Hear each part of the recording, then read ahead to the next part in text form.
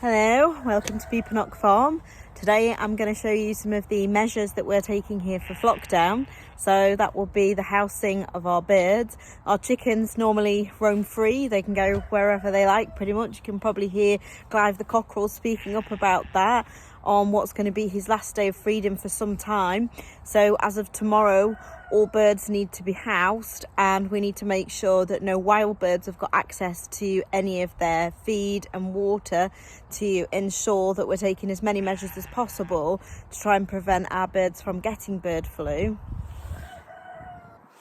So if you've got chickens, turkeys, ducks, any kind of domestic fowl, you'll be aware that this is not the first time that we've had to do this. This isn't the first winter that there will be a flockdown imposed on poultry keepers. So we have done it before, and the fact that we've done it before has actually led us to know what has and hasn't worked, and that we'll probably need to make some changes to our setup to make things better for the birds while they're having to be housed. And it's really important because we don't want them to get bird flu. The latest strain of bird flu, apparently we've listened to a news article, is even more contagious than the previous and can transfer via feces. So it only takes for me to step onto something in the garden and carry it into our chickens. So probably going to have to make sure that we have some sort of foot baths in place as well, which we've never had to do before. But like I say, we really don't want our birds to get sick or be contributing to a wider problem. So this is a couple of our birds enjoying their last day of freedom. That's Scratchy on the left. That's Raymond, previously thought to be a cockerel but turned out to be a large hen, on the right. Just having a bit of a dust bath in front of the baler. This often gets used by our chickens. They like to have a good scratch round. This is public enemy number 1. This is Clive, our cockerel, who hopefully won't attack me while I'm filming this. Unfortunately, he is known for his savagery and has probably been saved from being disposed of by this lockdown. Some of his lady friends. There's Tina, Mrs. O. I think Ethel's down there, possibly Snowy as well. So as you can see, they are allowed to just roam about wherever they like. So this is chicken shed Mark 1. This is where they currently sleep.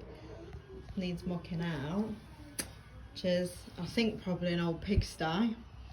That's their perch, and we've got nest boxes here which are actually made out of clip-on sheep feeders, but that makes them quite easy to change and keep clean. This is next door, so this is going to be chicken shed Mark 2. We're just going to knock a hole in the wall so that they can go between one shed and the other, which should give them more space and more activities and a bit of enrichment and things to do. Also hoping to get some objects to put in here for them to fly up onto and clamber about on, just so that they've got some things to do during the day so that they don't get bored. And this is the door that we've made a new door and popped some mesh on it so that no wild birds can get in here. So we found this nice big log under the oak tree down at the bottom of the field. So we're just going to chop it to pieces so we can add it to the chicken house for a bit of enrichment for them, something to climb on.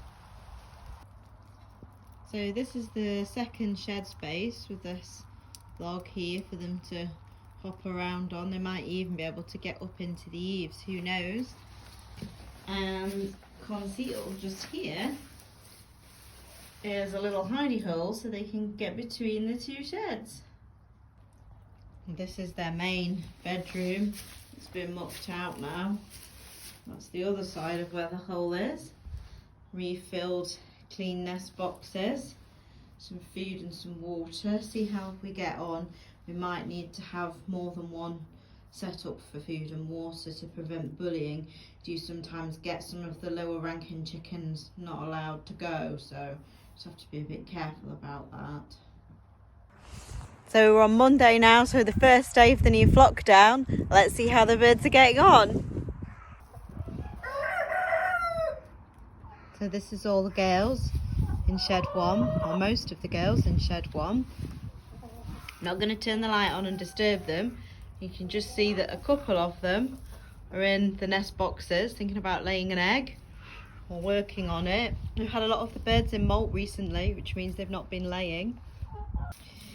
And this is the notorious Clive, the cockerel, and just one of the ladies, Chucky, in this spot. And I think they've been enjoying having an explore in the new shed through the little hole that we showed you guys yesterday. So by and large, I think this has already been a huge success. They're already going through and they're already experimenting with the new log. It does obviously go without saying that we would prefer for the birds to be able to be free roaming outside. It's easier for them. I think it increases egg production, and I think it's just nice to see them walking about the place. But it's also really important that we protect them from this highly infectious strain of bird flu, which could easily wipe them all out, and also do our bit to protect the wild bird population by keeping these birds away from our birds and hopefully reducing the spread. So there we go, that's the story of our birds in their Flockdown for winter 2022 going into 2023. Who knows how long the restrictions will last? When will they end? Will things change as we go along? For us, this is achievable. We've been able to modify some sheds relatively easily. It is a mild inconvenience. There'll be more mucking out to do, and I do question what it's like for the birds. It's not the way that we want to keep them, but it's the way that we're being asked to keep them, so we're going to go with that. I know not everybody is in agreement with this Flockdown. It's happened several winters on the bounce. There are wider implications.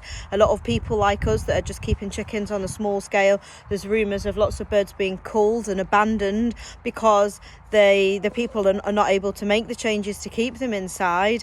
And it's certainly something that you should think about. If you are going to be getting chickens, you need to make sure that you can actually do this, because I believe this is going to become an annual event, or certainly close to it. So it's certainly something to think about if you're considering getting birds. And also I think we should have some sympathy with the commercial growers, so people that are growing, like for instance turkeys commercially for the Christmas markets. They now have a problem in how they market a turkey that's usually a free range bird cannot actually be free range in the way that you would want it to be. It might be free range within a barn environment, but it's not going to be wandering around outside as it has been doing. And obviously heart goes out to commercial egg producers, because there are lots of farms where there are hundreds and hundreds of birds that normally have free roaming to large enclosures that are not going to be able to do that anymore. So that means that their eggs can't be marketed as being free range, which means that the price that the farmer gets paid for their egg goes down per egg. And that's a crying shame. And the only people that can do anything about those problems are you, the consumer of the product, who are prepared to take time and research where their food has actually come from. But it doesn't stop the actual wider issue of what's going on with the measures and the bird flu pandemic, which is of course worldwide. So yeah, sorry to end on what might seem like a very kind of politically motivated note, but it is something that we really need to be considering moving forwards. Our birds are happy. They're all behind me, meandering about in the shed. Clive's now back in this side with the ladies. Looks like Chucky's back in this side as well.